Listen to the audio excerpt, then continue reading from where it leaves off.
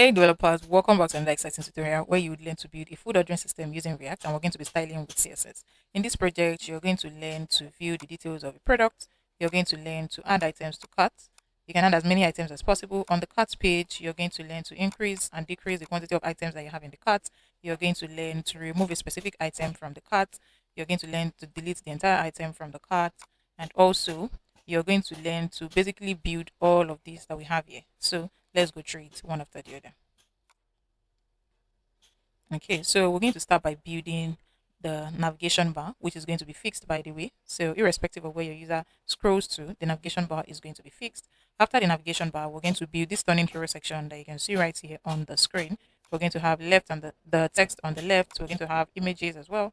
Then we'll move to building our product details, which is the food display. So in the food display, each of the food card, we have the image of the food, the name of the food item, the price, and a call to action button, which is saying add to cart.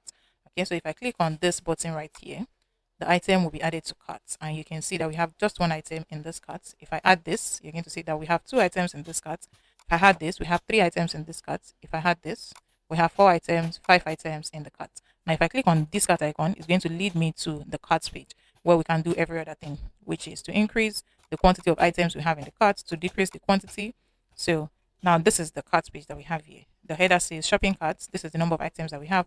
This is an icon right here to delete the entire cart. Then we have the subheader for product, quantity, price, and total. Now for the product, we have the image, the name of the product. We have the quantity control. We have this remove here, the icon and the text to remove this specific item from our cart. We have the price and we have the total. If I increase the quantity of this now, the total is going to change to 440 because this is two items and the price is 220. So if you multiply 220 by 2, it gives us 440, which means that this is working perfectly well. I can increase and I can decrease as well. I can remove this item specifically from the cart. If I remove the item, you can see we have just three items now in the cart because I removed four items from the cart. Okay, so right here, this is item 1, item 2, item 3. It's showing right here we have three items in the cart. If I increase the quantity, you can see it right here that we have four items in the cart, and the price as well is updating. If I increase the quantity of this as well, you can see the number of items has increased, the price as well has increased right here. So if you multiply 4 by 130, you're going to have 520. Okay, so you're going to learn to do this as well. Now on the right side, we're going to have the cart summary, which is going to show the number of items. We have our subtotal, shipping fee, promo code if there is any promo code, and then the total cost right here to be 830. So we're going to learn to build this in this tutorial. Also, we're going to learn to view product details page in the sense that when the user clicks on the image of the product, it's going to lead them to the page, the details page of that product. You can see right here, product one, we have an image right here. We have the name of the product, the price, a small description here, and an icon to add to cart. If I click on this icon now, if I click on this button, the product will be added to cart. Now we have the special fried rice with chicken. Now let's go to the product details page. You're going to see it has been re-added to our cart. Now let's say we want to add this other item to carts. Let's say we want to have this pizza. If I click on add to cart, we're going to see it right here. It has been added to cart. If I remove this now, it has been removed from cart. So we're going to learn to build all of this in this tutorial. We're also going to build this footer section at the end of this tutorial. So one thing you need to notice is when we visit a details page, let's say product details page, the navigation bar and the footer section is going to be there, right? And the navigation bar remains fixed. So that means the navigation bar is going to be at the top of all pages and the footer will be at the bottom of all the pages, as it is right here in our cart page as well. The navigation bar is at the top of all the pages. The footer is at the bottom of every page that we have in this project. So let's get to it. So first, we're going to start by opening our code editor. Then we're going to navigate to terminal. So we're going to be creating our project folder on the terminal. So first, we'll change directory to our desktop. And then we're going to have npm create vit our test. Then the name of our project, which is food order react dish hyphen template react. Then you press enter. Ensure you're connected to the internet when you're doing this. So right now is asking if you want to use roll down Vite experimental. Yes. So we'll select yes. Then it's asking if we want to install with npm and start now. No. So now we're going to change directory to the project folder that we just created. And then we're going to install React, npm install. Okay, so now that we've installed, we're going to type in code space, then press enter. This is going to open our project folder in a new window in VS Code. Okay, so now you can see that we've opened this in a new window in VS Code. We have our node modules, public folder, everything right here. So now we're going to start the terminal, and then we're going to type in npm run dev, press enter. So we are going to start our server with this command, npm run dev. Okay, so click on follow link, and you can see it right here. So this is the default React app that we're going to customize to this. Okay, so now the next thing that we need to do is clean up. I'm going to delete app.css because we're not going to use it for this project. Then app.jsx as well. I'm going to clear up everything that we have here. Control A. I'll delete it all. Index.css as well. I'm going to delete everything that we have here. Now you need to install this extension for the next step. You need to have this extension, EX7 React React Native Snippets. Install this extension. Once you have done that, you can close it. You can just come right here and search for it, ES7 plus React / Redux / React Native. Once you have installed that, then you can now type in this REFC. This is going to create React snippet for you. Once you type this and you can see this React arrow function export component, just click on it or you press enter and then it's going to create React snippet for you. So we're going to be using this more in this project.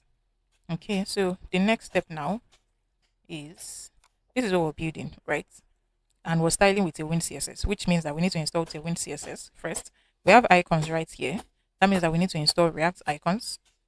We're able to visit another page like the cards page, product details page. That means we need to install React Router DOM so that we can navigate between pages. So those are the three things that we're going to install now. First is TailwindCSS. Visit the official website, tailwindcss.com. Press enter. Then we'll open another tab.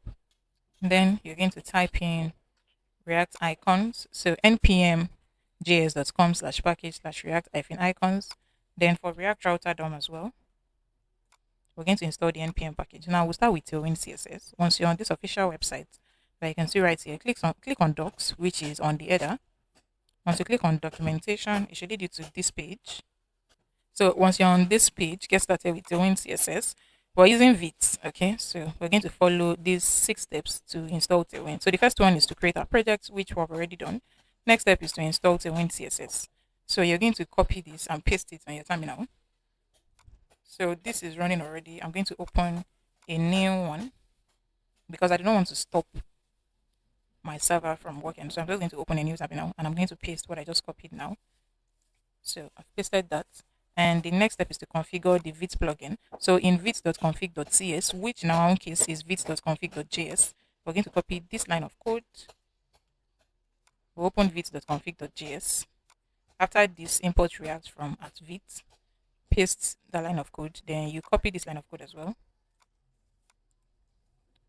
And then you paste it. After React, you paste this. You add a comma and then you paste it. Okay, so once that is done, the fourth step is to import TailwindCSS. Now we're going to copy this now. And then in our index.css, I'm going to paste what we just copied. Next thing is to start the build process, which is on the terminal. We're going to type in npm run dev. We're going to do that now. And the last step is to start styling. Okay, so we're going to come right here. Tailwind is still installing. So now that we've installed Tailwind, if you check package log.json, you should see right here in the packages, we have Tailwind CSS version 4.1.14. Next is to install React icons. So I'm going to copy the installation code and then I'm going to paste it on the terminal as well. I'm going to paste it here. Okay, let me close this once more. And then we're going to install React Router DOM. I'm going to copy the installation code here as well. And then we're going to paste it in the terminal. So while that is installing, we've installed React icon. Let's see. React icon is here. Tailwind CSS is here. We only have React Router DOM left to install, and that is going to start installing now. So we've done that now. Let's test the Tailwind CSS that we installed earlier. So I'm going to have an h1 tag right here, and I'm going to type this in. Subscribe to my channel. And then let's style. So text, let's say 5XL. And then the text color, should be, you can see that we have suggestion already because we've installed TailwindCSS. So let's say Amber 600. If I come right here, okay, the, we need to restart our server. Okay, so let me stop this from working. I'm going to type Control C. Then we're going to type in npm run dev once more. Okay, so now click on follow link, and then you can see the color has already, the wind has already taken effect. You can see right here, subscribe to my channel, and then the color as well is different and the text size. So that means the wind has been successfully installed. So I can now close the page now and we can continue with our project. Okay, so now that we've done all of that, next is to get all the images that we're going to use for this tutorial. So I'm just going to paste all the images. The description, the image folder and everything will be in the description box, so do not worry. So these are all the images that we're going to use for this project. And also we need the data file. So I've copied the data file in our source folder. In the description box, if you check description box, there would be the GitHub starter file. So you can just check that to get the images and this file. Okay, so this is our data file. We're going to be using this in this project as well. I've imported all the images right here. You can see all the images, and then we have the product data, which is an array of objects that contains all the products, the food that we want to display. Okay, the details of each of the food. So this is the first object, and then we're identifying it. We have the ID, we have the name, we have description, price, image, category, and date. So we have it like that for each of them. Okay, so this is an array of objects. We have different objects. So each of these objects that we have here represents a food item. Okay, we have the ID, we have the name, the description, the price, the image, the category, and the date. Each of these objects is the content of each food that we want to display. Okay, and you're going to see the use of all of this in this project. So you're going to get this as well in the GitHub starter file. So just check the description box. So the next step now is to create our components and pages. So in our source folder, we're going to create a folder for components and also another folder for pages. So we'll start by creating different files in the component. The component is just one S. Okay. So we'll create the first folder. Our navigation bar will be in our component. So navbar.jsx, RFC. So create React snippets, press enter. Then we'll have our hero section, hero.gsx, RFC, press enter. Then we'll have the food display. It's more like the products list. So products list dot gsx, REFC to create React snippets. Then we'll have the footer dot gsx, REFC. Then we'll have the cart dot gsx, REFC as well. Press enter. And we're going to have the shop context dot gsx. So we're just going to leave this at this now. It is going to be empty and we're going to come back to it later. So I'm going to close everything. And then in the pages folder, we're going to have our home page dot gsx, RAFC, and we'll have the product details dot gsx, RAFC as well. So now that we've created the files and the component and pages folder, the next thing that we need to work on now is the app.gsx. And in here, we're going to set up our route. So as I said earlier, in the project that we're trying to build, the navigation bar is at the top of all pages and the hero section is at the bottom of all pages. So that means the navigation bar and the navigation bar will come before the home page and every other page, and the hero section will come after the home page and every other page that we'll have here. Okay, so that means that I need to first render the nav bar. So that is going to be at the top of all the page, and then we'll have the footer that would be at the bottom of all pages. Do not forget to import it. So I'm going to import navbar from dot forward slash component slash navbar. I'll do the same for footer. Import footer from dot forward slash component slash footer. Okay, so the navbar will be at the top of all pages, footer will be at the bottom of all pages, then every other page, like the home page, cards page, product details page, will be in between these where we want to set up the route. And as you can see it right here, we have navigation bar and we have footer. Okay, so the next thing now is to set up our routes. But before that, in our main.jsx, we want to ensure that the entire application, we want to be able to navigate between pages. So that means we need to wrap our application with router, which is browser router. So first, I'm going to delete this strict mode, or better still, just turn it to a comment. Just click on it, then you press Ctrl forward slash, then it's going to turn it to a comment. So right here, we're going to have browser router from React Router DOM. Just select this so that it's going to import this. And then in between the browser router, you'll paste your application. So our entire application is wrapped with browser router so that we can navigate between pages. Our routes, if we're setting up the route, is going to work now.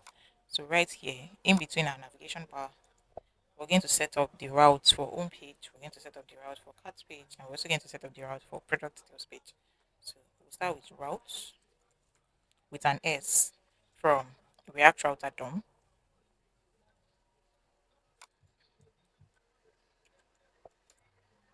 Then we're going to set up each route without an S. The route here is with an S. Route is without an S. So we're going to set up each route from React Router DOM as well. We'll set the path. So forward slash would be for the home page. So we're going to have the element, and then we're going to render the component or page. So here we want to render the home page. And then we'll close this. Next route, the paths dot forward slash cards, which is the route for the cards page. And right here, I'm going to render our cards components. And then we'll set up the route for the product details page. So route, we'll set the path. And the path for product details page is going to be dynamic path. I'm going to explain that later. So slash product slash colon ID element would be products details as we have it in pages product details page. We'll close this and we'll close the route as well. Okay, like I said the path for this would be a dynamic route in the sense that for product details, it is not just a page on its own. Every product that we want to display, every single food in this data file that we're going to be working with is an object. Okay, we have it in an array of objects. So we're setting this. We want to check the details like a page, but we want to be specific about the kind of page that we want to see. We want to be specific. We want to know if it's the first page or the second page inside this page right here.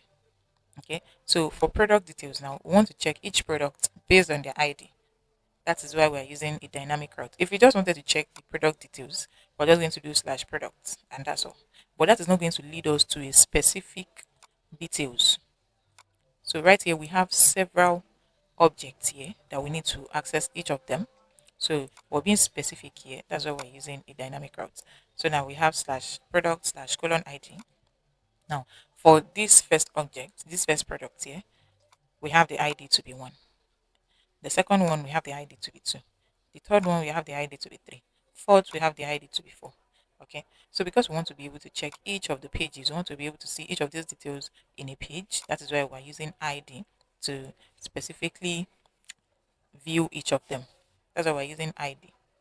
So that's the advantage of this dynamic route. So that we can specifically check details of each product based on the ID. You can decide to use name. It does not always have to be ID. You can decide to use name, and then you're just going to change this ID here to name. Okay. So let me show you right here as well. Okay, so this is what we're trying to build, right? I want to check the details of this product now. If I click on it, you're going to see that slash product slash one. This is the first product that we're checking. We have the image, the name of the product, the price, the description, and the call to action button. If I click on, this is the fourth, right? If I click on the fourth, you're going to see slash product slash four. This is the fourth product, which means that we're fetching each of the details of this product based on their ID.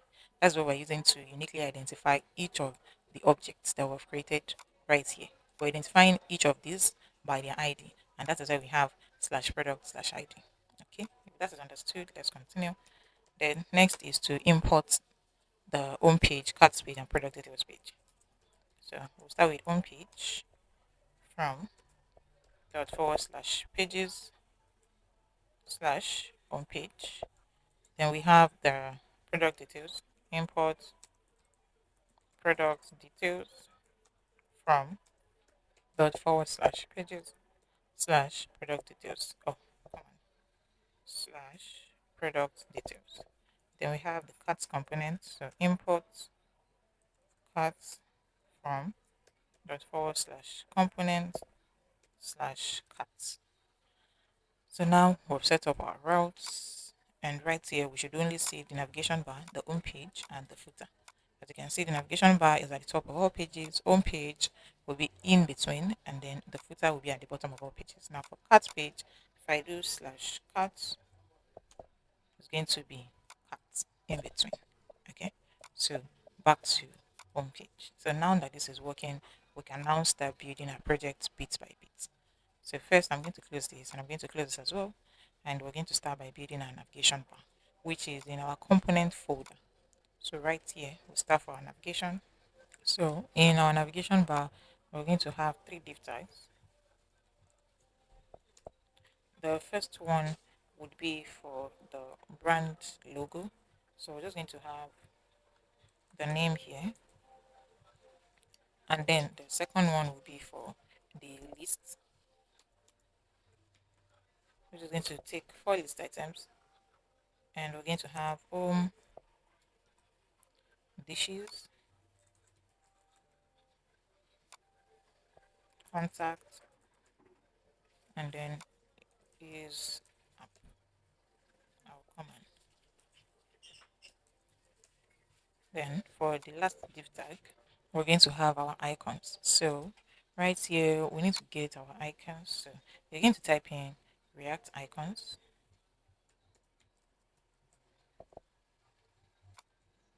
So once you type that, you're going to see this website, react-icons.github.io. Just click on the website, and then we have several icons here that you can choose from. So the best thing is just type in the name of the icon that you want to use. We need the cat icon, so I'm just going to type in cat, and then you're going to see a list of icons that will match with the name cat, and you can just select any icon from these icons that is listed. Okay, so I'm going to be using this icon right here. So first you need to copy this. This is the code that we're going to use. You're going to copy this and then paste it immediately after import React.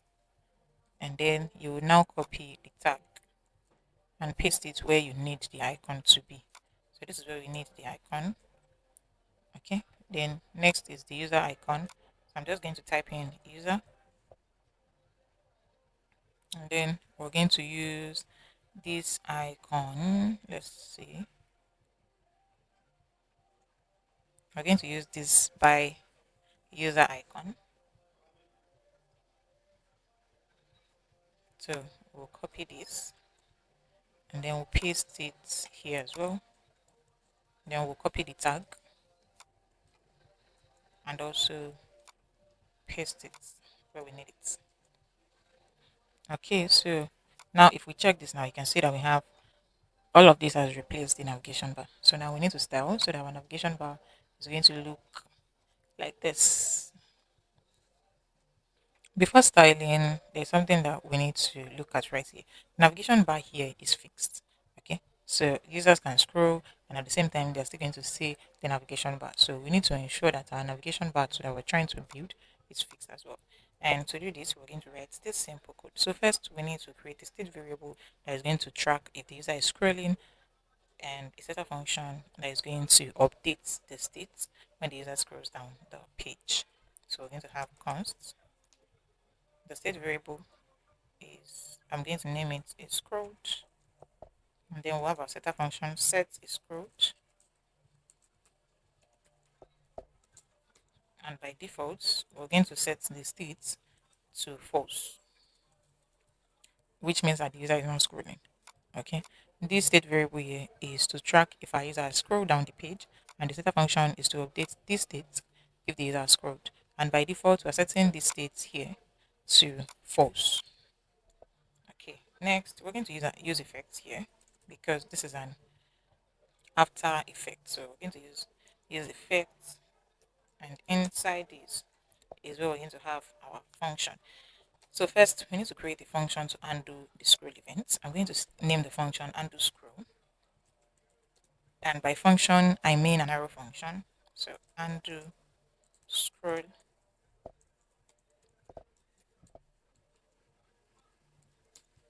Now inside this function we're going to check if the user scrolls more than 100 pixels on the y-axis, which means scrolling down, then we're going to set is scrolled to true. So we're going to do set is scrolled, which is the setter function that we created. Then we'll use window. We want to know if the user scroll down, the scroll on y-axis, if it's more than 100 pixels, set is scrolled. Okay. No. Undo scroll. Sorry, I mean that's the name of the function, right? We created this function here, and then we updated the function to true if the user scrolls more than 100 pixels. You know but that by default is scrolled is set to false. Now that we've updated it, when the user scrolls more than 100 pixels, that is scrolled. In this case, a scrolled is going to be true. So we'll set the scroll to true. Now, after this function, we're now going to add the scroll event listener when the component mounts. So we're going to have window dot add event listener scroll. Then we'll call our function undo scroll. So now we've added the scroll event listener when the component mounts. And the very next thing that we need to do is to write our cleanup function, which is to remove the scroll listener when the component unmounts. That means when the user is not scrolling, or when the user scrolls back to the top of the page, we want to remove the scroll event listener. So we're going to have return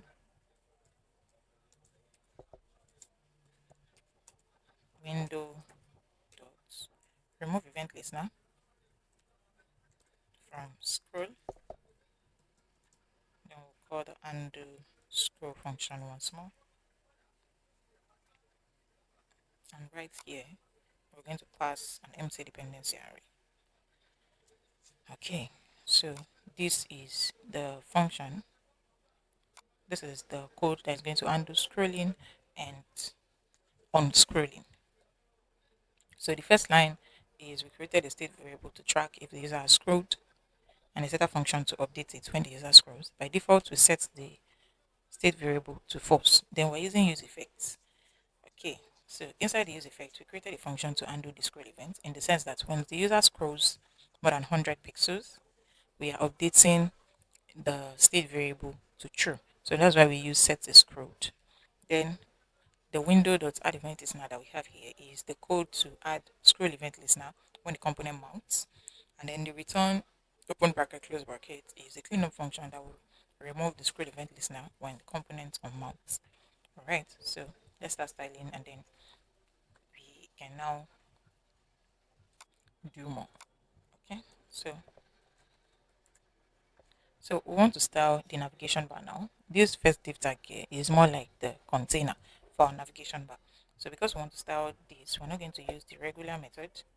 We open a curly braces, then inside this we're going to use a backtick.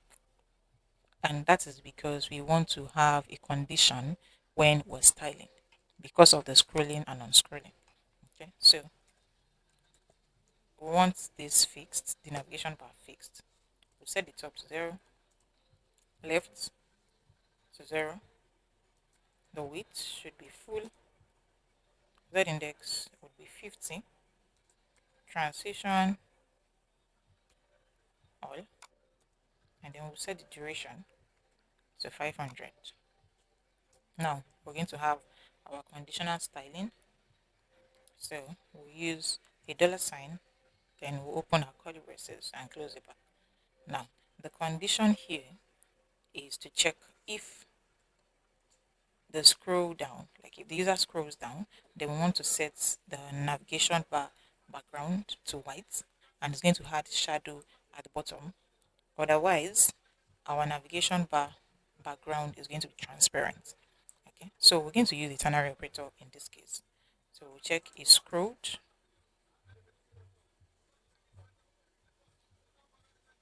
The scroll that we have here,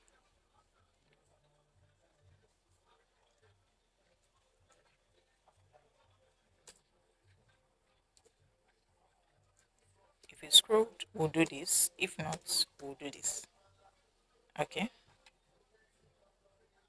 Okay. Let's see. Okay. That's a typo error. Okay, so we're using a ternary operator here for the condition. We want to check if it's scrolled, then a we'll have a different property. If not, we'll have another different property, another different styling. So now right here, if it's scrolled is set to true, then we want to have the background color to be white. The text should be black. I mean text black. We want to have a shadow, and then we'll set the padding on y-axis to 4. And if not, then the background color should be transparent, and then we'll set the padding on y-axis to the 6.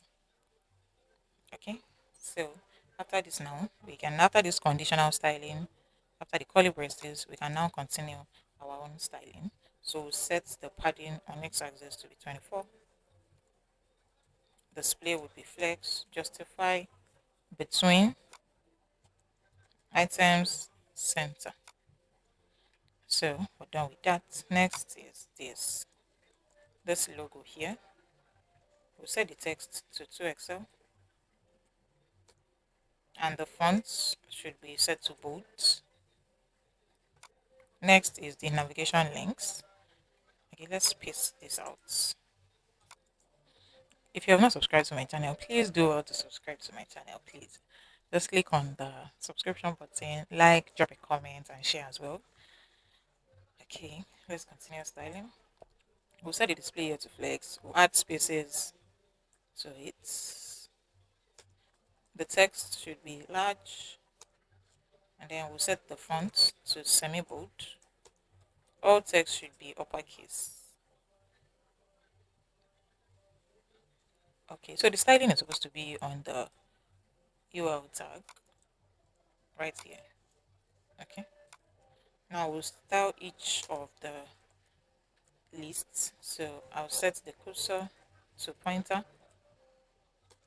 and then when the user hovers on it, I want to set the color to gray 800, and then we'll add transition as well. Okay, so next thing now is this cart container display. We're going to set this to flex. All items at the center, so item center. We'll add space on the x-axis as well to 6. Now for each of the cart icon,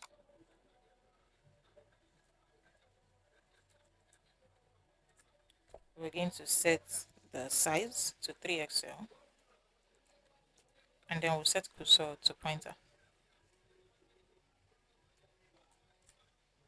Okay, so now this is what we have. This is what the navigation bar looks like now. So now we can now start working on the home page, and inside our home page is where we have our hero section, our product lists. So those are the two things that we're going to work on now. That's the next thing on the line. So let's work on our home page. I'm going to close this navigation bar, and then I'm going to open hero section. Okay, but first let's open the pages, home page, and I will mount the hero components in the home page. So we have hero here. I'll close the tag, and then I'm going to import hero from dot forward slash component slash hero. Now let us open our hero section. So right here in the hero section, we'll have a div tag. Then inside this div tag, we're going to have two div tags.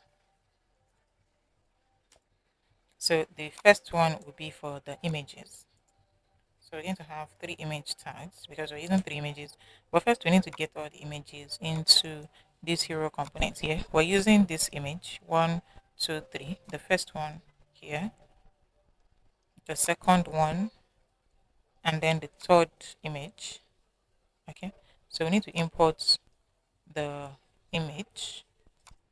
So we're going to import in this component. I'm going to name it hero image from dot forward slash asset folder slash the name of the image here itself is hero.jpg. So hero.jpg. Then the second image, hero image 2 from dot forward slash asset slash hero image hero 1 no hero 2 dot jpg. And last one, hero image 3 from dot forward slash asset folder slash hero 3 dot jpg. So I'm going to close this now, and then return this to a curly braces hero image. So this is going to take hero image 1, and this will take hero image 2. Alright, so that should do it.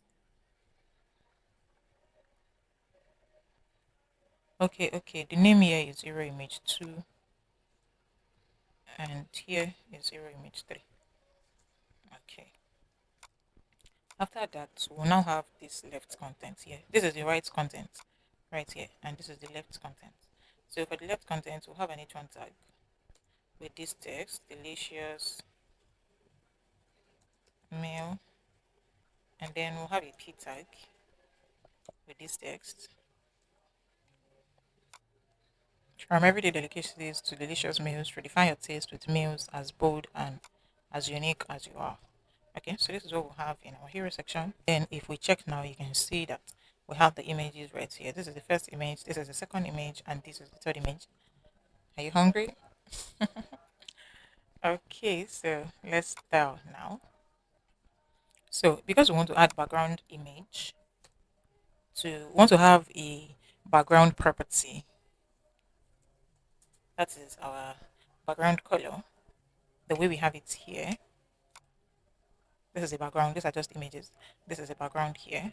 So I'm going to name this hero so that we can style it later in our index.css. Now let's continue our styling. Height is screen size. We'll set the display to flex. Flex direction, colon. All items should be at the center. Now to the next div tag. Display will be flex as well. Justify content, space between, all items at the center as well. Item center, and they will set a cap of 4. The width should be full, and then max width will be screen. Margin top will be 16. I'm going to close this so that we can have a bigger screen. Now for the container wrapping all the images, we'll set the display to flex. Now we're going to style each of the images. We'll set the width of the first one to 630 pixels. We'll set the height to 580 pixels. then object cover negative margin left. We'll set it to 12 because we want it to be negative. And then margin top, we'll set it to 8. Border radius will take 50%. So we'll have 50%. We want a border around it. So, and the border size should be 8. Then the border color will be white. Okay.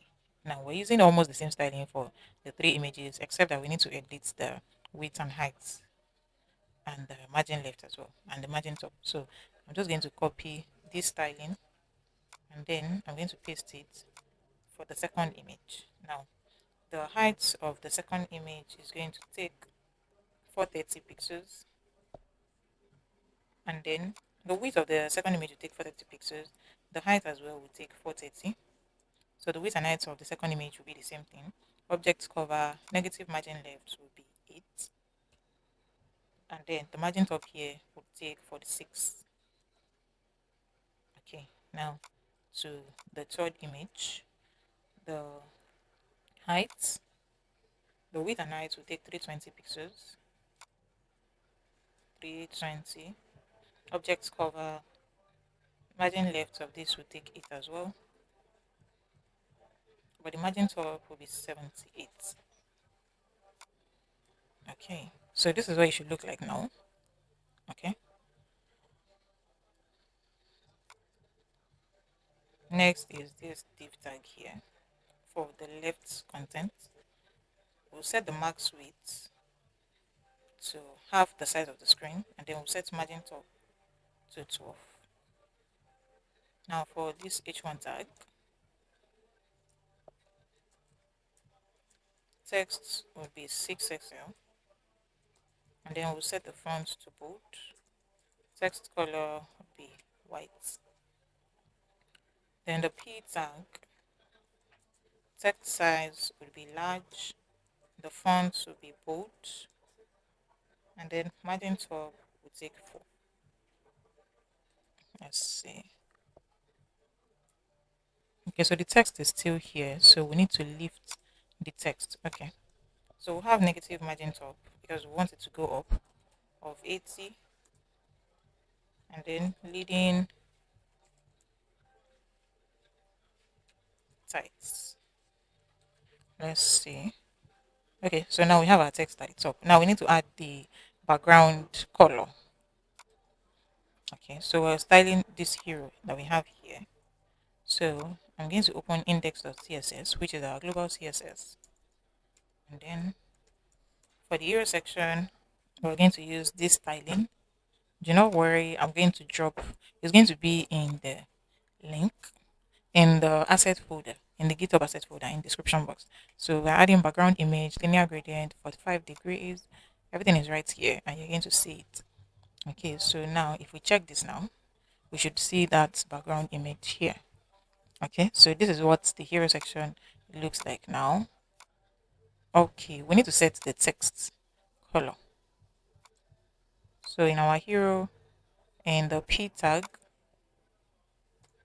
we need to set the color, text white. And then we should have all the text as white. Okay, so this is what the hero section looks like. Now the next thing that we're going to work on now is our product lists.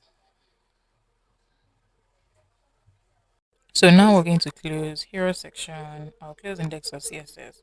Then I'm going to open product lists. Okay, so remember that we're going to mount the product list in our home page. So we're going to have product list, close it. Then I'm going to import it as well. Import product list from component slash product list. So we're going to have our product list now in the home page, and we can now start working on the product list. Okay, so before the product list, we need to work on the shop context. So shop context is more like a shared storage room for our shop state. This application that we're trying to work on, this website that we're trying to build, is a shop, right? In the sense that it's a food ordering website, so it's a shop. Let's just use that as an instance. So I want you to think of shop context as the application global storeroom that we can keep all our data organized and centralized. So let's say you have a shop and then you have several boxes, and the boxes in this case represent data, right? So you have several boxes around, and then you want to be able to just walk into that shop, pick a data which is a box, and then put it wherever you need it. Okay, so that's what shop context is basically like. So let's say for this actual project that we're building now, we have product list, we have product details page, we have cards page, and all of these pages and components need to access the same data. This data that we have right here, this product data, all of this, all of the product list, the product details page, the cart, they need to access the data. In the sense that for products list now, let me open the data file, right? Then let's open products list. The product list needs to access the ID of the product, name of the product, price, image, and all of that. Product details page as well need to access the ID, the name, description, and the cart as well. If you're adding an item to cart, we need to access the name, the price, the image, and all of that, and the ID as well for each product. So instead of having all of the data scattered around, instead of having to pass the data down as props, we should have it in a centralized place where we can just go pick the data that we want, modify the data so that it will be easy for us to access and update it. So think of shop context as your storage room where you can pass data around. Like you have your data stored there and then you can pick data from whichever component and then use the data.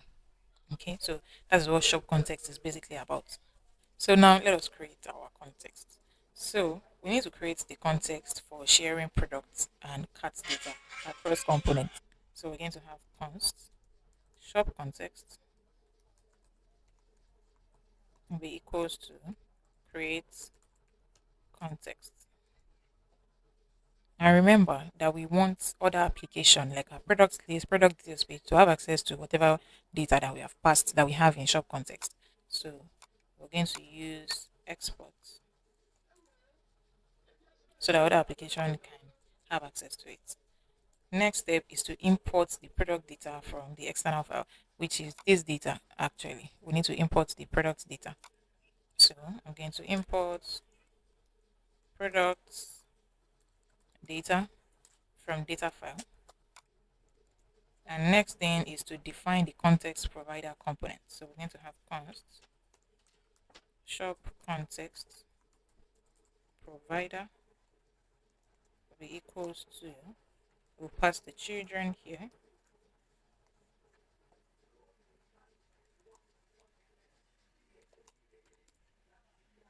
After this, we're now going to export the shop context provider component. Okay, so we're going to export default shop context provider. Once this is done now, the next thing is to provide the state and function as context value. In the shop context provider function here, we're going to have all the functions and the states. We're going to define everything here, the functions to add to cart, to remove from cart, to add products, decrease quantity, increase quantity, everything will be inside this shop context provider. So now we need to provide the state and functions as context value. So we're just going to have this here, shop context dot provider, and then in between this we'll pass children. So right here is where we're going to pass the values of the states. Okay, so the first thing we need to work on now is the product. So we need to declare a state variable to store all the available products, and then we're going to initialize it with this data that we have imported. Okay, so right here we'll create a state variable for products and a setter function set products to be equals to, by default we're going to initialize it with products data. So now this product state has everything product data has. If you hover on this now, you're going to see ID, name, description, price, image, category, date. Okay, so that is for the product data. So instead of having to call data file in product list, we'll go to cart, we'll call data file. we'll go to product details, we'll call data file. We're just going to access it from our shop context. Okay, so now I'm going to pass the value. I need the product state. Okay, so now every other component can have access to this product. Okay, so next thing is to open our main.gsx, and what we're going to do here is to wrap our entire application with shop context provider so that all the components and pages in this application can have access to whatever function states that we have here, whatever function and whatever states that we have here. So we'll come here, we'll have shop context provider,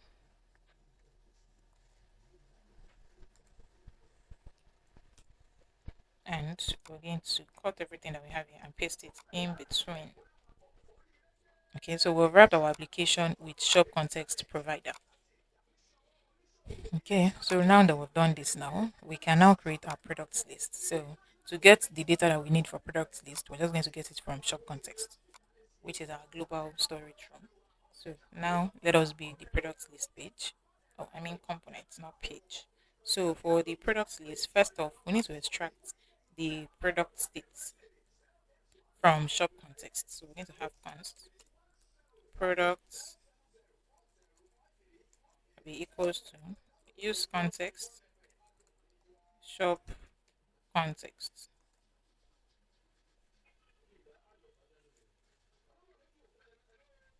and then we're going to import shop context from our shop context file. Okay, so now that we have the products, we can now design our UI. So we'll start with the header, and it's going to take our awesome dishes. After this header, we're now going to create our products list container. So we'll have a div tag here. Inside this product list container, we're going to map over our products state to display each of the products as a card. So we'll map over products dot map open bracket to pass products.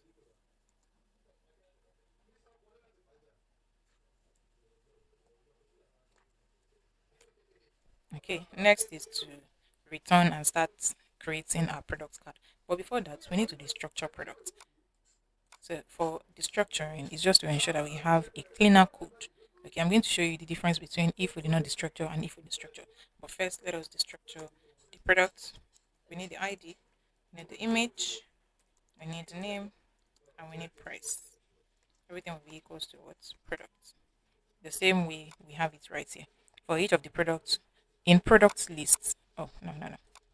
In products list, what we need is a card. What we want to create is a card, right? So we need the ID, we need the name, we need price, and we need image. In product details, what we're going to need will be different, and you're going to see that as well. But for product list, this is what we need. So we've structured the product. And then we can now create our product card. So return, we'll create a div tag. For this div tag, this is the card. Okay. So for each of the card, we need to uniquely identify them. I want to identify them by their ID. We want to identify this particular one by its ID so that we can display this alone.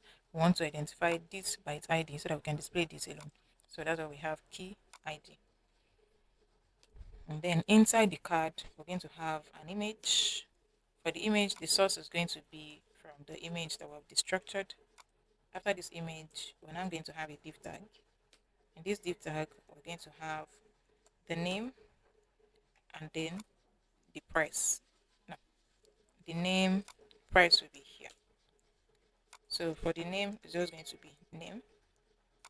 And then for the price, we'll have the price. Okay, I said earlier that the structuring makes the code cleaner and easier to write. If we had not destructured here, so I'm going to turn this into a comment. What we're going to have here would be product.id. Right here, we'll have product.image. Here, we'll have product.name, and we'll keep repeating product.product.product for whatever we want. Okay, but since we destructure, all we just need is name, ID, All we just need is ID, image, name, price, because we've destructured. So this code now looks cleaner and better. It's easy to read. So after this div tag now, we'll have our button, our call to action button that would say add to cart. Okay, so this is our products list that we have here. So if we check here now, what we're going to see is the header, our awesome dish. We have the image of the first product, the name, the price, our button. This is the second product, the name, the price, button, third, fourth, fifth, sixth, and we have them as many as possible. So now the next thing we need to do now is to style. So that's going to look like this. So let us style. So we'll start by styling the container. We'll have our class name, max width will be 7XL, margin auto, padding on x-axis, we'll set it to 6, all text at the center, and then we'll set margin to be 20. Then we have this h2 tag here. The text size will be 3XL. We'll set the font to semi-bold. Margin bottom, we'll set that to 8. And the text color would be gray, 800. Now for this container for our products list, the display would be grid. Grid calls 1. And then on a smaller screen, grid calls 2. Medium, grid calls 3. And then we'll have a gap of 6. Let me close this. Now for each of the cards, we're going to set the background color to be white. We'll set our border.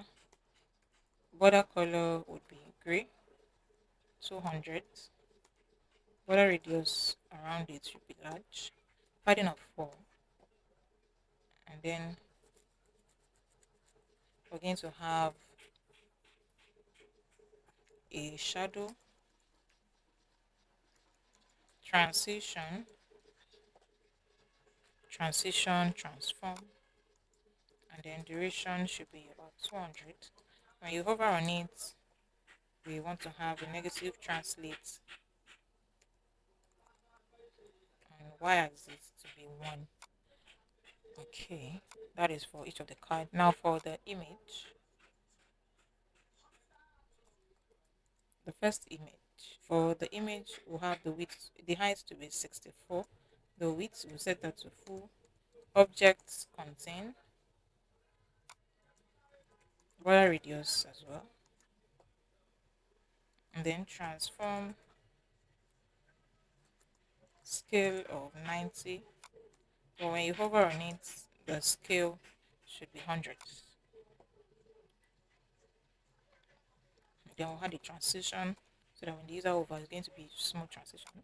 Transition transform, and the duration should be 200 as well. Next is this div tag that we have here. The margin top of this we'll set it to 3.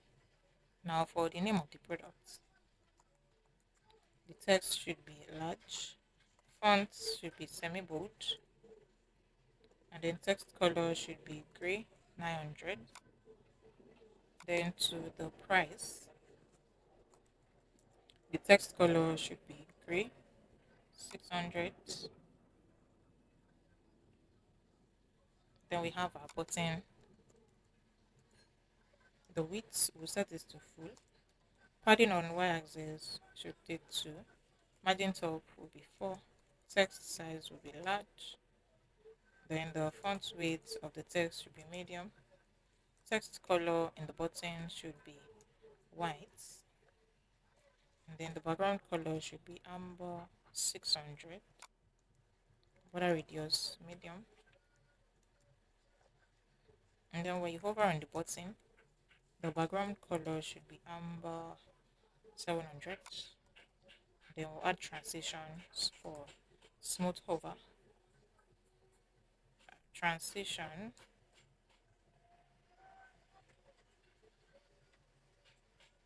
And then we'll set the duration to 300. Duration 300. So right now, this is what we have. Okay.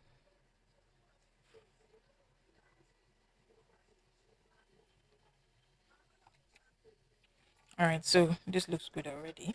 Now, the next thing we need to work on is to ensure that this our button works in the sense that when we click on add to cart, we should see the number of items that has been added on the cart. And also when we click on this cart icon, it should lead us to the cart page and we should see the item that we've added to our cart. So we need to work on that functionality right now. Context so that other components can have access to the cart state and update the cart state without having to pass it down as props. So we're going to have our cards right here in shop context. So first off, we need to create the state variable that is going to hold the cards data and then the setter function to update the cards when there is a change. And by default, we're going to initialize the cards data with an empty array. So we're going to have const cards setter function set cards be equals to use state. We're going to initialize it with an empty array. So now after this, we're now going to create another state variable and a setter function for quantity. So the state variable is going to store the quantity of items that we have in our cart and a setter function that is going to update the quantity if there is a change. And by default, we're going to initialize the quantity with 0. So I'm going to have const quantity setter function. Oh no, quantity. Yeah, comma setter function set quantity. Use state would be 0. Also, we'll create a state variable for the total price and the setter function to update the total price, and we're going to initialize that to 0 as well. So I'm going to have const total setter function, comma, set total, use state. By default, we initialize the total with 0 as well. Then we can now start writing the functions. So the first function that we're going to write is to calculate the total price of items that we have in the cart. So we're going to be using use effect for this so that it can run an effect whenever the price change. So we're going to have use effect. Then we'll create this function right here. So the first is to use the reduce method to calculate the total price. So I'm going to have const. This variable here is going to store the total price. So total will be equals cut dot reduce, open our bracket. We're going to have our accumulator,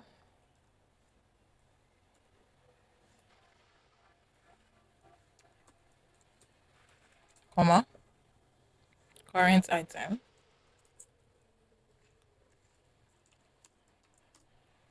Okay, so let me close this so that we can have a larger screen. Now, we are now going to create a variable to convert the price to a number, and then we use an if statement to check for invalid prices. If the price is invalid, if the price is not invalid, then we'll return the accumulator. So let's do that. Let's convert first. And price as a number is going to store the conversion. So price as number will be equal to, we want to convert to a floating point number. We want to convert the current item price. So we're going to have current item dot price. Okay. Then skip invalid prices if the price is not a number. So if price as a number is not a number, we're just going to return accumulator. But if it is, which is going to be after this if statement, we're going to add price times quantity to the accumulator. So we're going to return accumulator plus price as number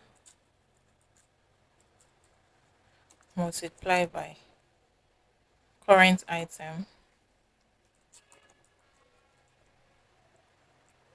dot amount, the amount that we have for the current item. And I'm going to initialize the accumulator with 0. Okay, and so we're going to update the total state. Once we have the total, set total, we'll call the set total function, and then we'll update the state with the new total. Okay, so this is basically the new total. We're using the reduce method, and then we're working on all this logic. So first we use the reduce method to calculate the total price. Then we're converting the price to a number. So the current item price, we're converting it to a number, and then we use an if statement to check if the number that we converted is not a number, then it should return accumulator. If it returns a string, if the price as number is not a number, it should return accumulator.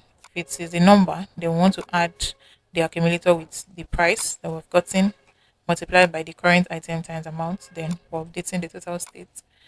And then I'm going to add cart here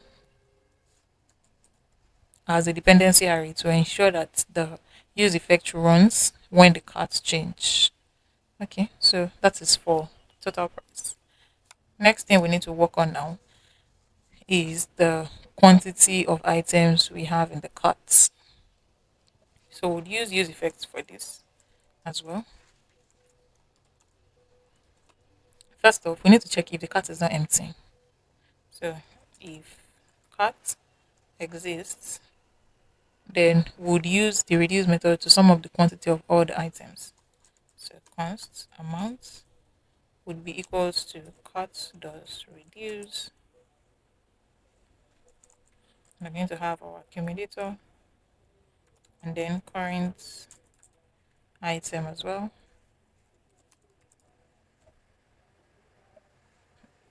Then we'll return accumulator plus current item dot amount. So basically we're adding the current item amount to the accumulator, and then I'm going to initialize the accumulator with 0 as well. Now we can now update the quantity. So we're going to have set quantity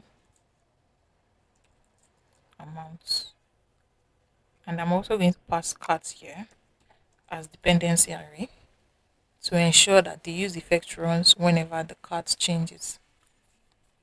After this, the next function that we need to work on is a function to add a product to carts.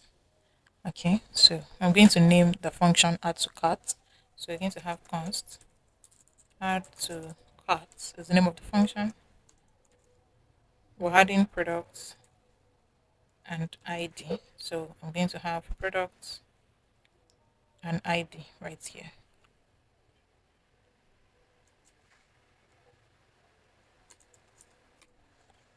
Okay, so first we need to create a new item with the initial quantity of 1.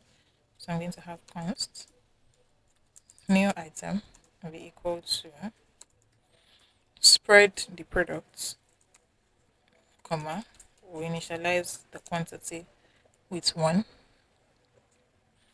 Next step is to find if the product is already in the cart. So we're going to have const, and we'll save that in cart item in this variable. So we use find method cart.find item.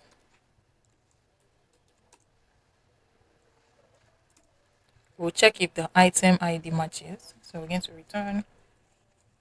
We want to find if the product already exists in the cart, just to return it. So this is what we're using to check if the product already exists in the cart.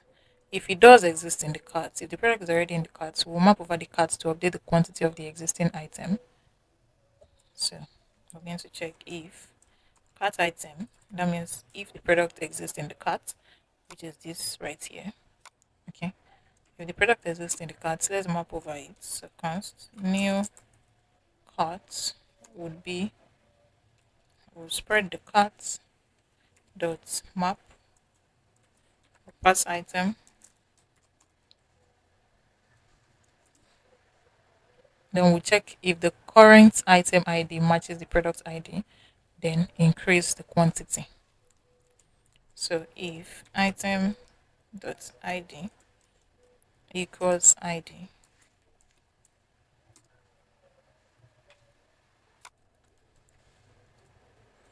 then you return spread item,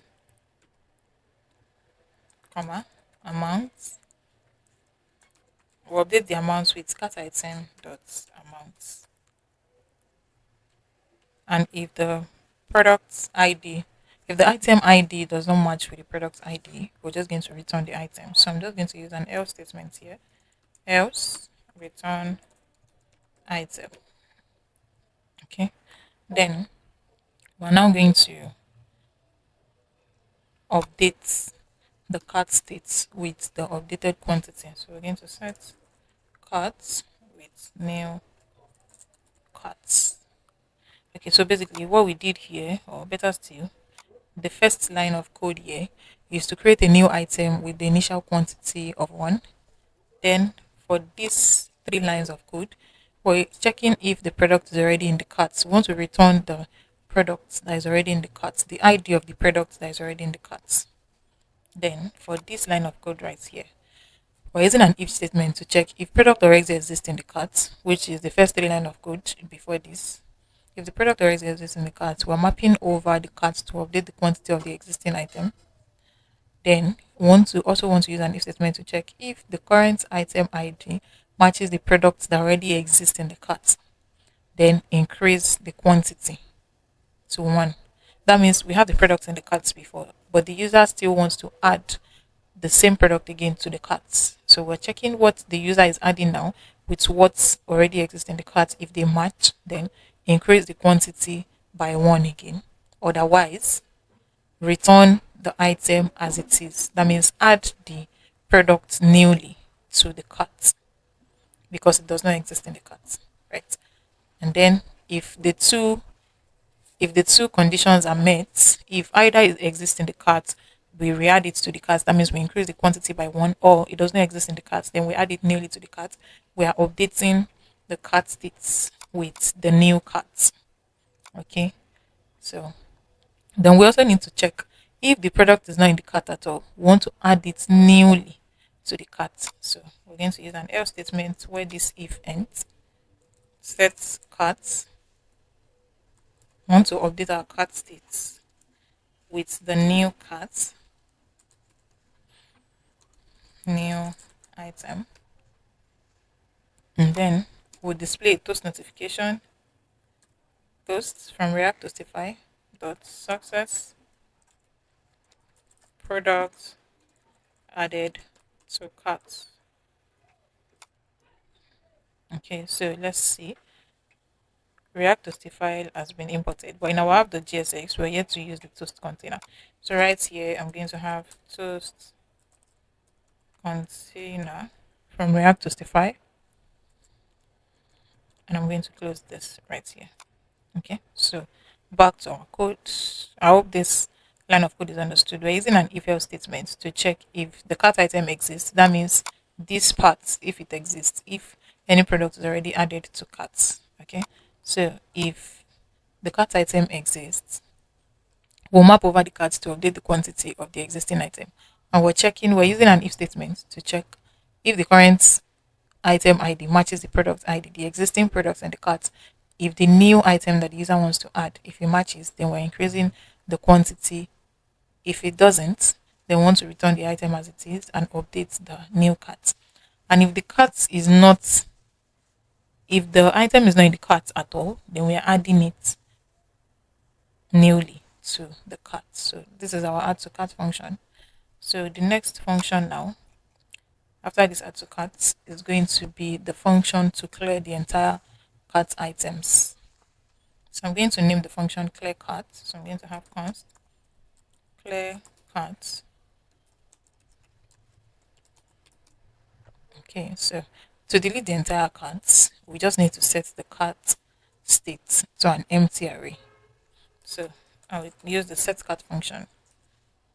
Then I'll set it to an empty array. And also I'll display toast notification.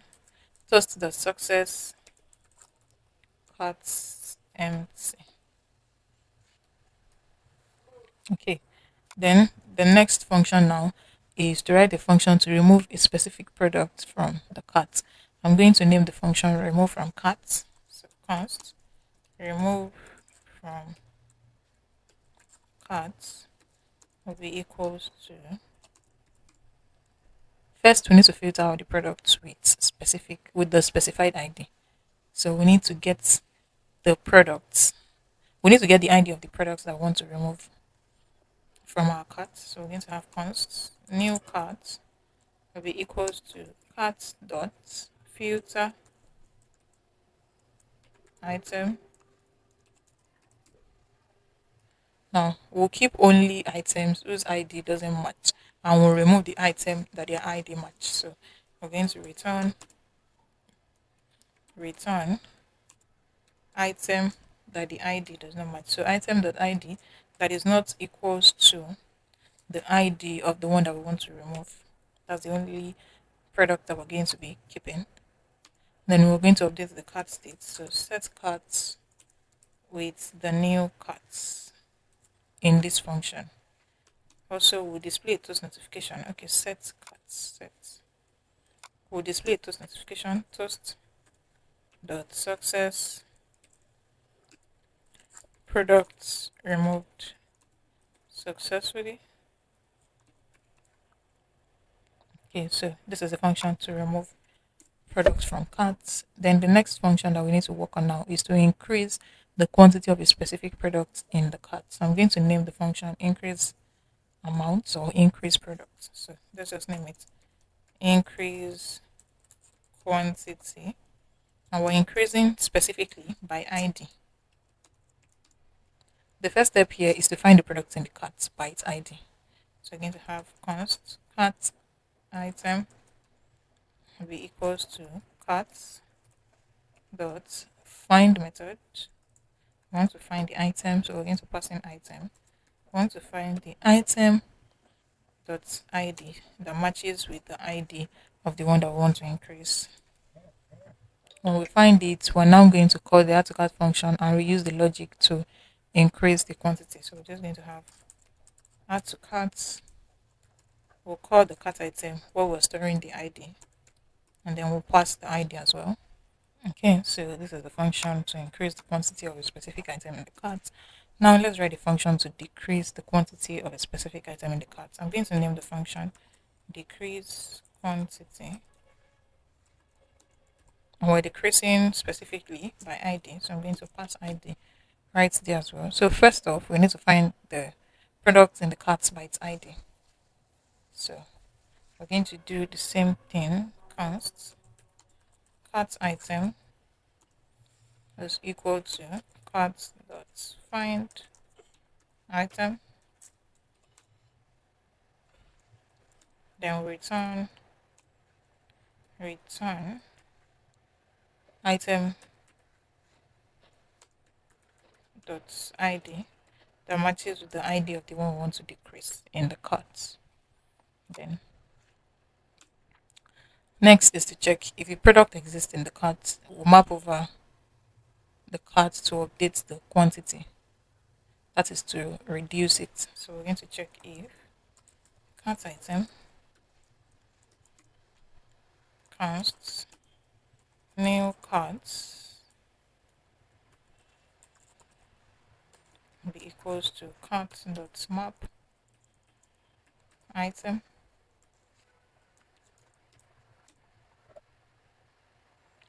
If the current item ID matches the product ID, then we'll decrease the quantity by 1. So we'll do if item.id equals ID, then return item, then we'll decrease the amount, cart item dot amount, we'll decrease the amount by 1.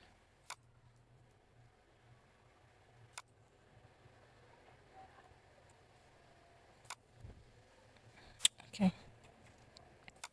And if it does not match, we'll return the item as it is. So return item. Now we're going to update the cart state.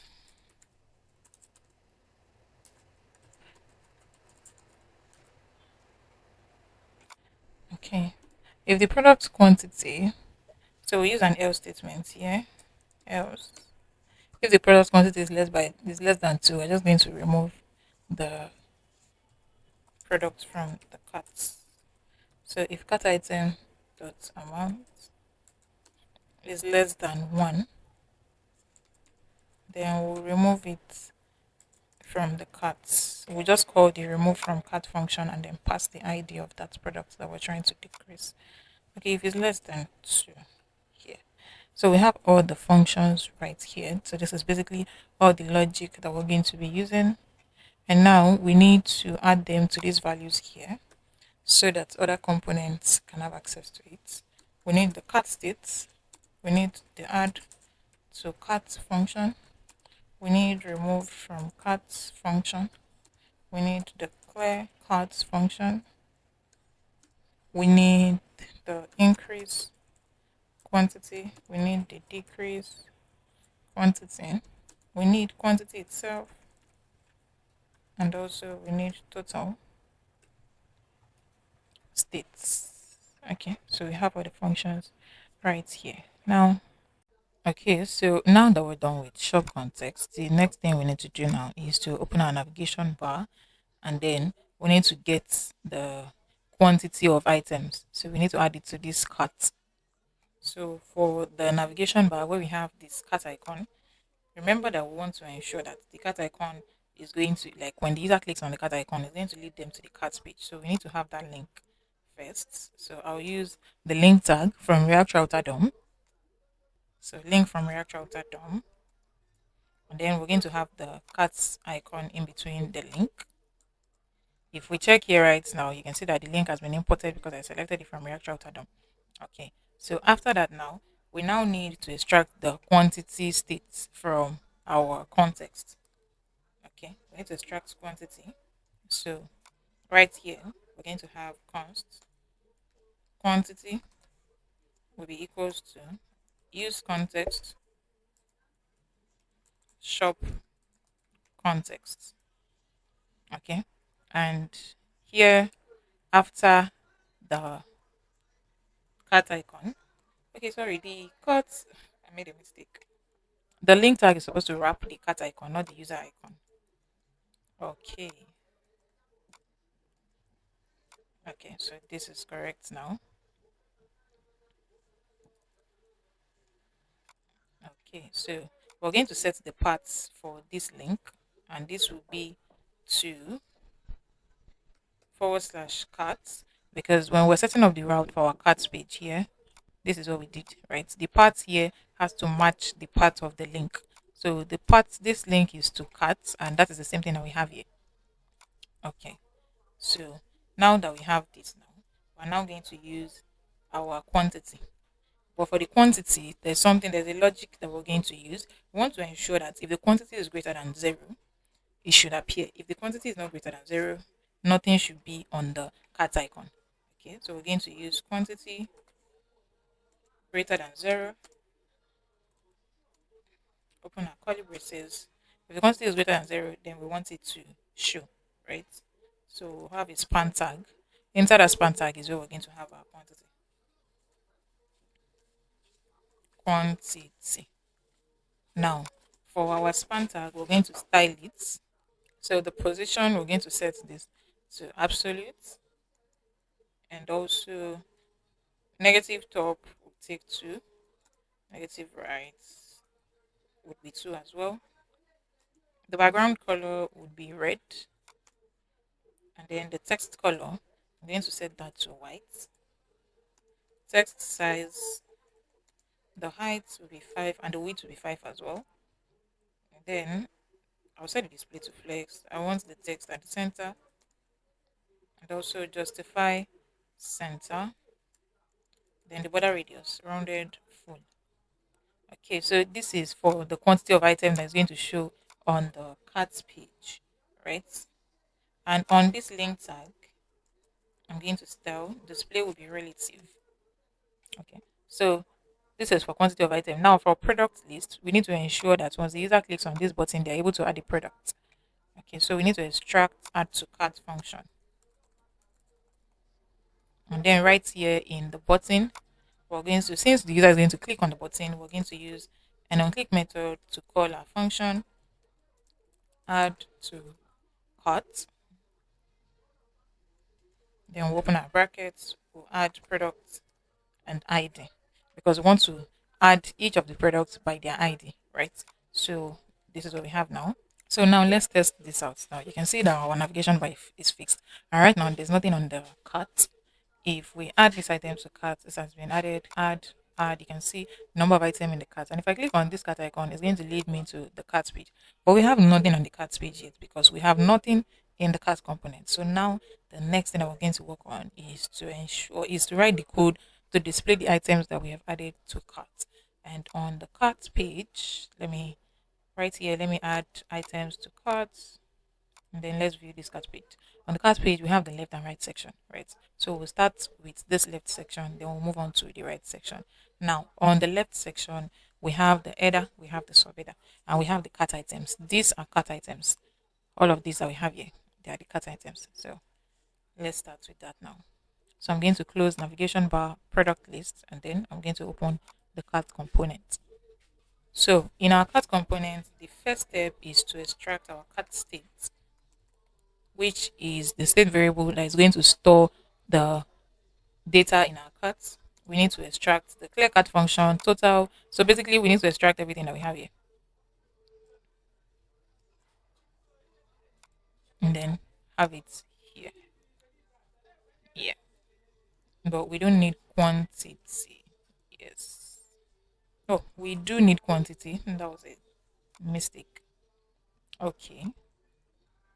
So let's just have everything on. Let me just format the document.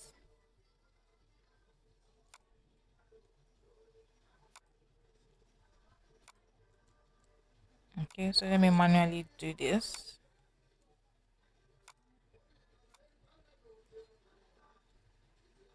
Quantity, and lastly we have total.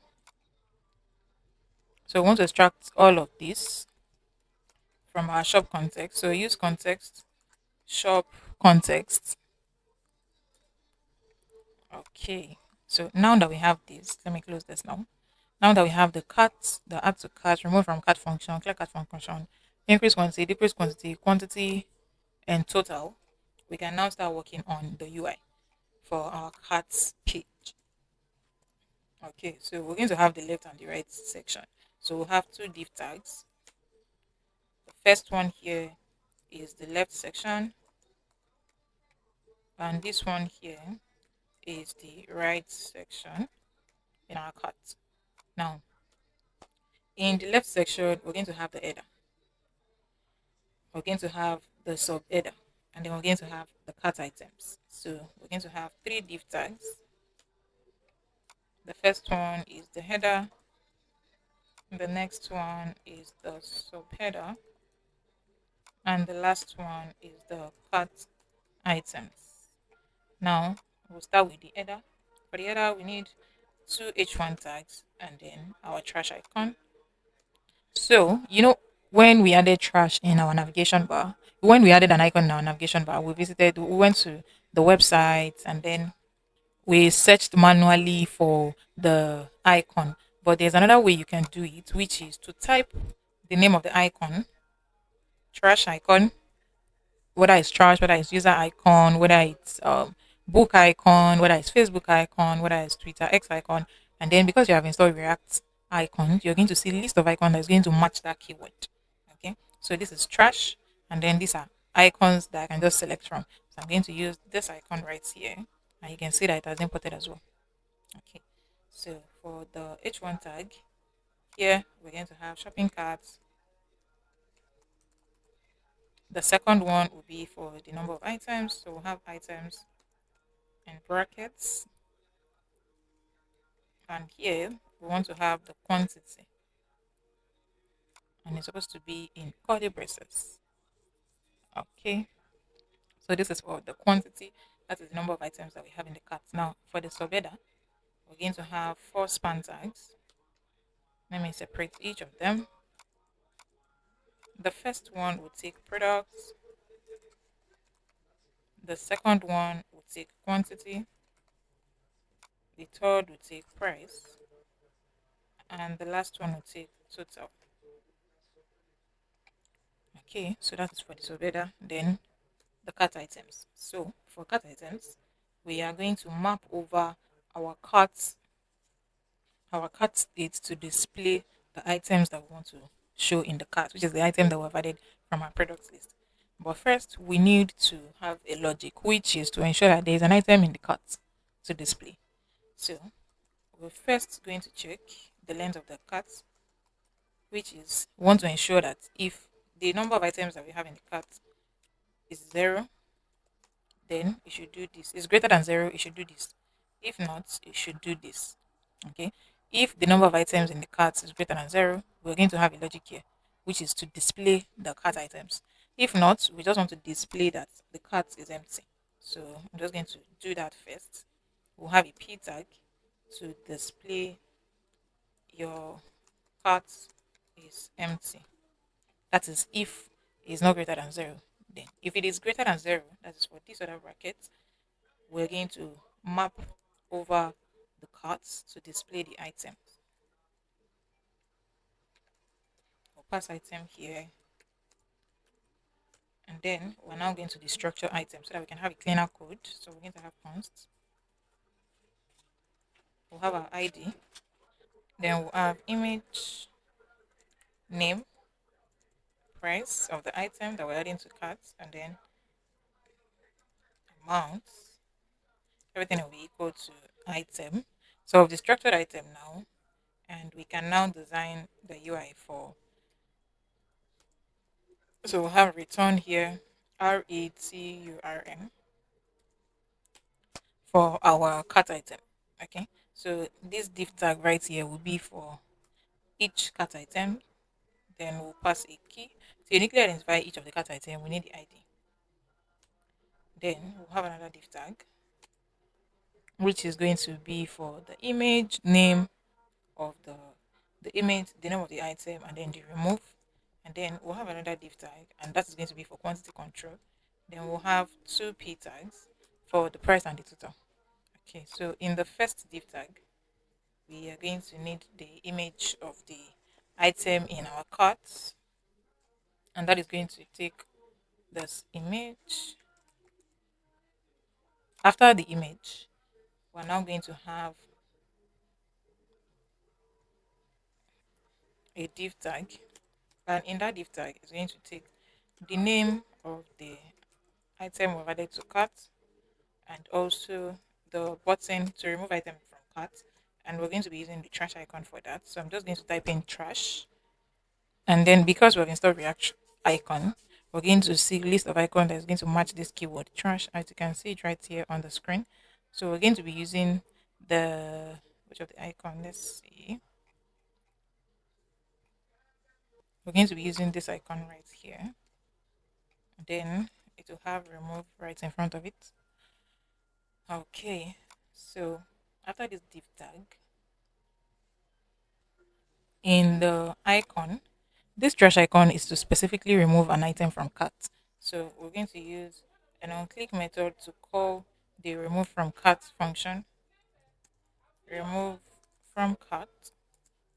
Then we'll pass ID so that we can remove a specific item from the cart. If the ID of the item that we want to remove here matches the ID of this cart item, then it's going to be removed from cart, right? Okay, so now we've done that. And also to ensure that either we click on remove or the icon, we're able to remove, we should have this function in our button. Okay, so that's going to cover for both the icon and the remove. Okay, so now for the second div tag is going to be our quantity control. So we're going to have two buttons. In between the button is where we're going to have our amount, that is the quantity of item, either we increase or we decrease. So we use a span tag here. Now for the button, we are going to use the remove icon. The first button is the decrement button, that is to decrease the quantity of item in the cart, and the second button is the increment icon. So we want to use this remove icon. So I'm going to use this icon. Let's see. Yeah, I'm going to be using this icon. And then for the span tag, which is where the amount is going to be. Okay. And for the other button, for increments button, we're going to use the add icon. This icon right here. Okay. Now for each of the button, we're going to call the functions that will enable the button to work properly.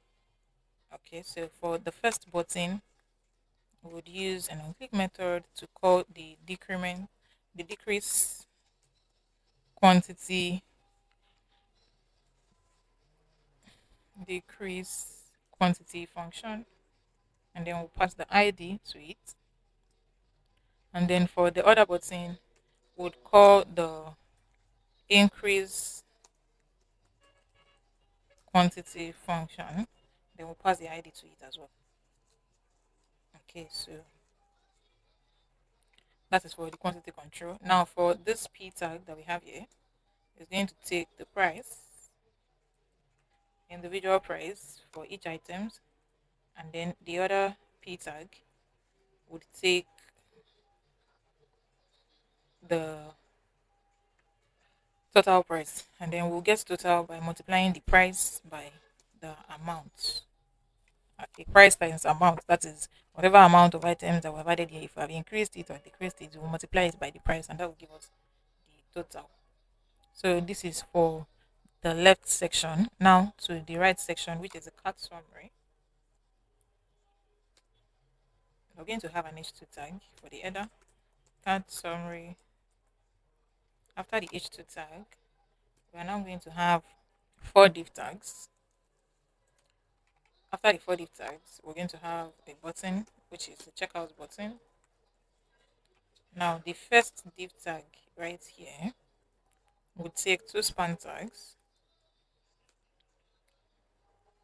The first one will take items, showing the number of items.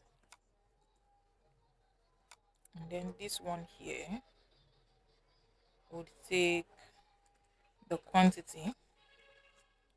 We want to display the quantity. Now, so the second div tag, we're going to have 2 span tags as well. The first one would be for subtotal.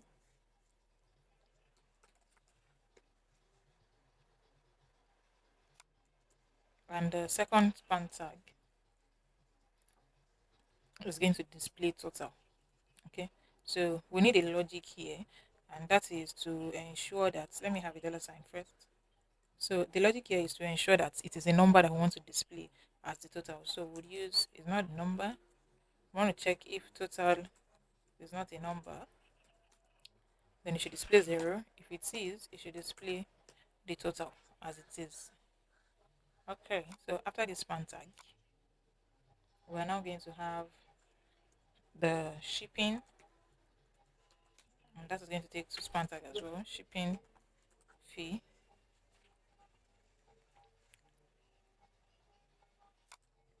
And then in this case, it's going to be free.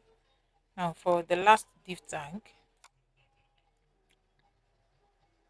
we're going to have 2 span tags as well for total cost.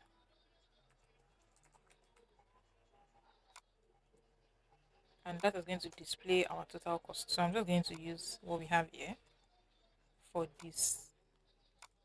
Okay. So now that we're done with this cart page, let's see what we have. Okay.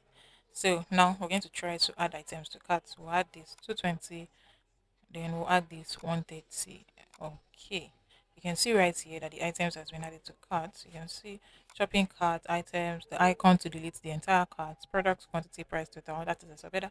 This is the image of the first item added to cart. The name, the icon to remove increment and decrement. This is the second item, grilled spicy boneless chicken.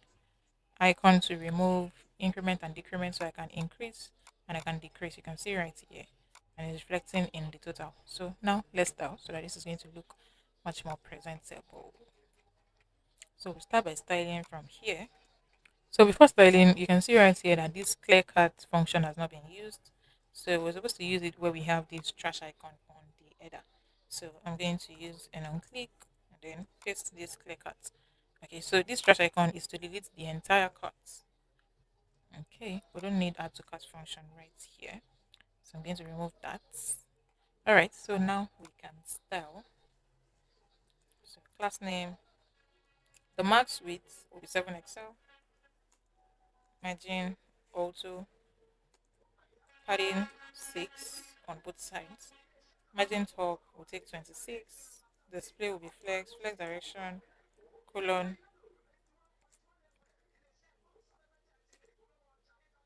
and then on large screen, flex direction, row, and then we'll set the gap to 8. Now, the left section, on large screen, this should take to third of the entire screen. The background color should be white. We'll add a padding of 6. Now for this div tag, we'll set the display to flex. Justify between. We want all items at the center.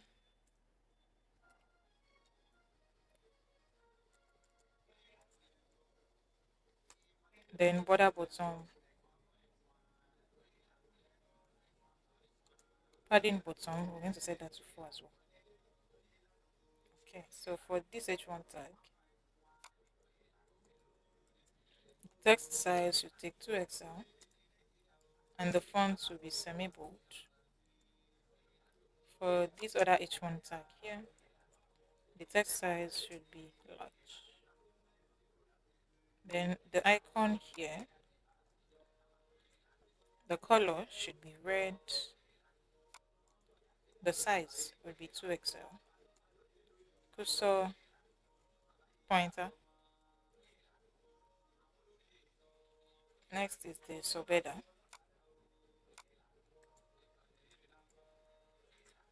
We set the display to grid. Grid goes 4. Text size, text color, will be gray 700, and the font will be semi bold. Margin top will be set to 6. Padding bottom will be set to 2. Border bottom.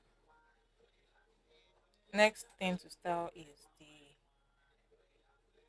cut items. We'll set display to grid. Grid goes 4 as well. All items at the center. Padding 4. Then we'll set border bottom. Text color should be gray 700 as well.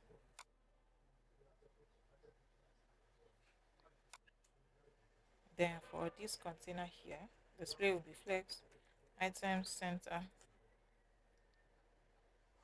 Then we'll add a space on X. Then for the image, we're going to set the width to 16. The height will be 16 as well. And then border radius, just medium. And objects cover. Then we have this right here. The font will be set to semi-bold. Then we have this remove icon right here. So styling the button, the text color should be red 500 and the text would be small. Display will be flex, items center. We'll add a gap of 1. Margin top, we're going to set this to 2. Okay, so next is the quantity control. So we need to style that. Display will be set to flex, items center. We'll add space. Now for each of the icon, I'm going to style the first one and we're going to use the same styling for the second one. So the width is 8, the height is 8, Background color will be gray 200. Border radius rounded full. We'll set display to flex. Items center. Justify center as well. And the text size will be Excel. So we're going to use the same styling. So I'm just going to copy this and then I'll paste it where we have the second icon. Now we have a span tag in between the icons. So the text size will be large. Now to the price text large, font medium. For the total text large, font semi bold. Now we have this P tag showing that the cart is empty. That is if we have an empty cart. The text color will be set to gray. The margin top will be 4. Next thing to style is our cart summary. On large screen, the width should take 1/3 of the screen. And the background color should be gray, 100. We'll set the padding to 6. Border radius will be large. And then we'll have padding bottom of 4. Then we have this, we'll set the text to Excel and then font to be semi-bold. Border at the bottom. Padding bottom, we'll set that to 4. Then we have this div tag right here. So for that, we'll set display to flex, justify, space between, and then margin top will be 2. Okay, so we're going to use the same styling as well. For the next div tag, we'll use it for this div tag as well, and we'll use it for this as well. Now for this span tag, so for this span tag, the text color would be gray, 700. And then the font size of the other span tag will be set to medium.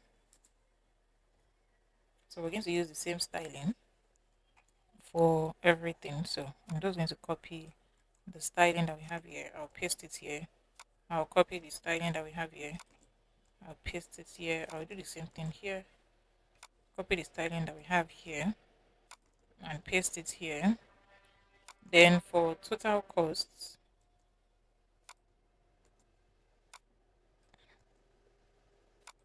I'll do the same thing.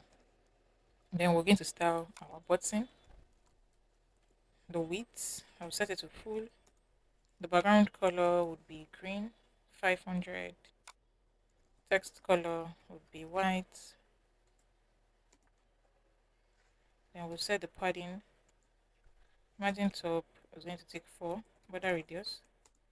Text size will be large. So now let's check what we have. And you can see now that it looks exactly like what we're trying to build. Okay, so now that we're able to do this, the next step now is the product details page. So once you write the code to ensure that once the user clicks on the image of the product, it leads them to the page of the details of that particular product, that specific product. So I'm going to close everything relating to cart and shop context as well, even app.gsx, and we're going to open our product details page. Okay, so the only thing, the first thing here is in our products list, that's the one to be able to click on the image, right? So we're going to use a link tag in products link from React Router DOM. We'll select this so that I can import, and then we'll paste our image in between the link. Ctrl X, then we'll do Ctrl V. So the image will be inside that link tag. So once the user clicks on the image, it leads them to the details of that product.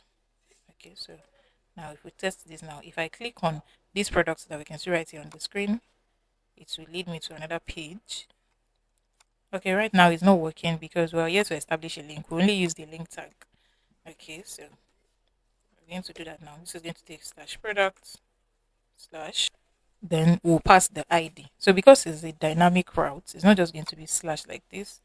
We're going to use a curly braces, a backtick, then we'll do slash product slash $sign ID. Okay, we want to be able to view individual products when we click on the image by their ID. So now if I click on this product, this is the first product. That means the ID is 1. It will lead me to the product details page. And if you check the URL right here, it's saying slash product slash 1 because the ID is 1. We're uniquely identifying each of the products by the ID. Let's say I want to open the 5th. You're going to see the product details and as well in the URL localhost port 5173 slash product slash ID. Okay, so let's work on the page itself, the product details page itself. So I'm going to close product list and now close components and open product details page. In our product details page, we're going to be working directly with the product data. So I'm going to import product data from our external data file /data. And then the next step is to get the product ID from the URL parameter. That means the product that I want to view the details, we want to get the ID of that product from the URL parameter. So we're going to have the ID. We're going to use params from React Router DOM. Now, the next step is to find the products that match the ID. What we want to do is after getting the product ID, which is the product that we want to view, we are now going to find the same ID. Let's say the ID is 1 or 2 or 3. Let's say we've gotten ID of 1 from the URL, right? We now want to find that ID that would match with the same ID for our data in the data file. The ID of this is 2, right? Let's say we're getting an ID from the URL when we want to view the page and the ID is 2 as well. We want to find a match in our data file. I want to find a match with the ID that we've gotten from the URL with our data file. I hope that is understood. So to do that now, we're going to have const product will be equals to from our product data, which is which we're getting from the data file, dot find method products. This is find method, not filmed. Find method products, then the product dot ID, which is the product from our data file that would match with the ID, this one right here that we're getting from the parameter. Now, this one that we're getting, the ID that we're getting from the parameter would come as a string. So we need to ensure that we convert it to an integer. So we're going to do pass int ID. So we've converted the ID of that product to an integer.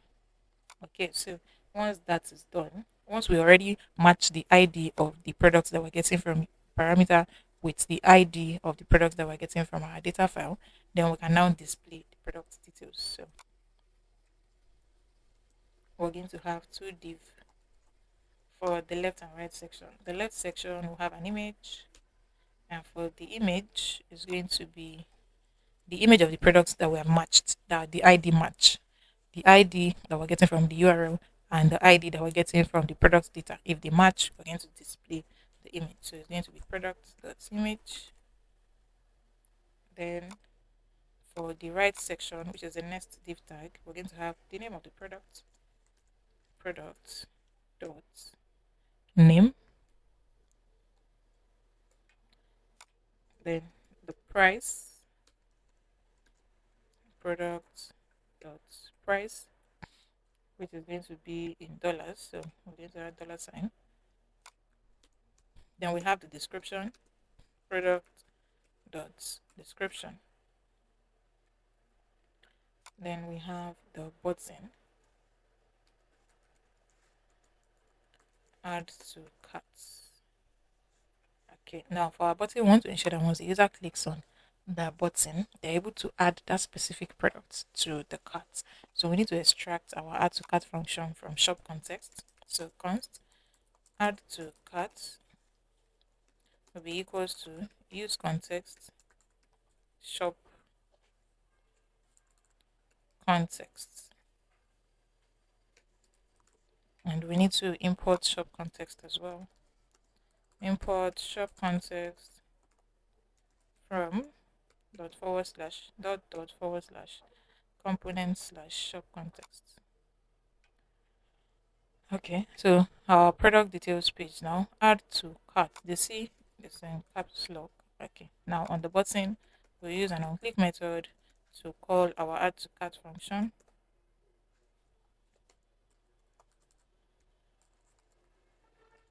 Then we'll pass products and ID. Okay. Okay, so there's something that we need to. So the shop context is supposed to be in a curly braces. Okay, so this should work. Now you can see the fifth product that we opened earlier. We can see the image of the product, the name, the price, description, and then the button. So now let us style. We're going to set margin top to 20, and then max width 6XL, MX auto, padding will be 6, 16. We'll set display to flex, flex direction colon, and then on medium screen, flex direction row.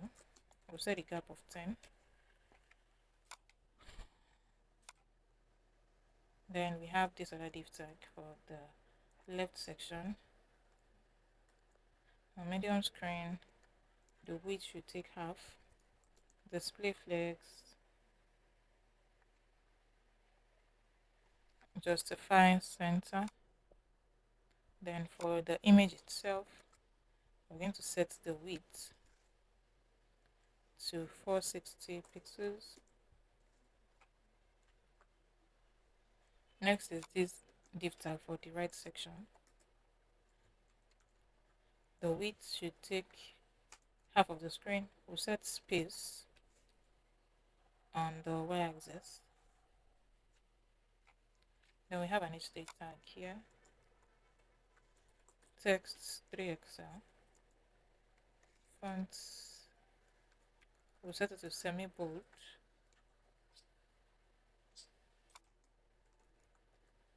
We'll set the text size of this to 2XL. Text color amber, that is for the price 500, and the font should be bold. Then for the description, text will be large, text color gray 600. Then we have the button. The background color will be amber 600. The text color should be white. Text size will be large. The height will be 3. The width will be 10. Border radius large. Okay, so for the image again, we're going to add rounded, large, shadow, MD.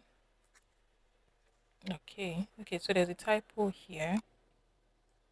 Okay, and the medium screen. Okay, so now let's see what it looks like. Okay, so this is what we have now. We can add it to cart. You can see that it's working perfectly well. All right, so now the next thing that we're going to work on is our footer section. So I'm going to close everything that we have here, and I'm going to open the footer. Okay, so for our footer, we're going to have 2 div tags. Okay, so we'll start with the first div tag. We'll have the brand name, and then we'll have a div tag for icons. So I'm just going to type in Facebook. Because we've installed React icon, it's just going to match this keyword with several icons, and then you get to choose. It might take a while, but it takes less than a minute. So I'm going to be using this icon. Then we'll use Instagram icon. I'm going to use the first icon, and then we'll use Twitter X icon. So we're going to be using this icon. Okay, then for the other div tag that we have here, we'll have this text. Okay, so our footer looks very simple. Now let us style the footer. So we'll start with this div tag. The background color would be black, text color white, padding bottom of 12, and then the next div tag, the display would be flex, justify, space between items at the center. We'll set padding of 8 on x-axis, padding of 6 on y-axis, border bottom, and then the color would be gray, 600, flex, wrap. Then we have the name. We'll set the text size to 2XL. Then we have this div tag that is wrapping this. So we'll set display flex, space on x-axis will be 4. Now for the icons, text size will be 2XL. And then we'll set cursor to pointer. And we have this div tag right here. We're going to set the text at the center. Padding on y-axis will be 4. Now for the text itself, text color would be gray, 400. Now this is what the footer should look like. Okay, so we've come to the end of this tutorial. If you found this tutorial helpful, please do not forget to subscribe, share, drop a comment, like, and I'm Zuli. See you on the next one. Thank you for watching. Bye.